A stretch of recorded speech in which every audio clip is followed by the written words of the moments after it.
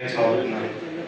ఆర్థికంగా చాలా ఇబ్బంది కలిగినప్పుడు మా ఎనాటమీ ప్రొఫెసర్ గారికి నా పరిస్థితి అంతా చెప్తే మేడం గారు సీతా మహాలక్ష్మి మేడం గారి గురించి చెప్పి నా గురించి మా ఎనాటమీ ప్రొఫెసర్ మేడం గారికి చెప్తే ఇందిరా మేడం గారు మొత్తం ఇన్వెస్టిగేషన్ చేసి నన్ను ట్రస్ట్లోకి తీసుకున్నారు.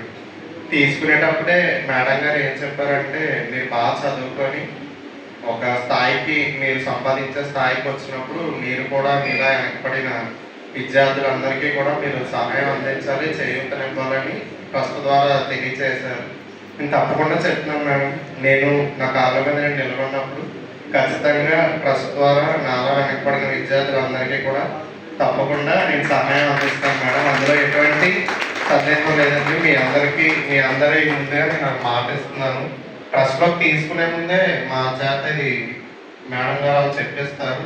ఖచ్చితంగా నేను కూడా బాగా చదువుకొని మంచి డాక్టర్లు అయిన తర్వాత మాలా వెనకపడిన అనేక మందికి సహాయపడుతుంది. Thank you.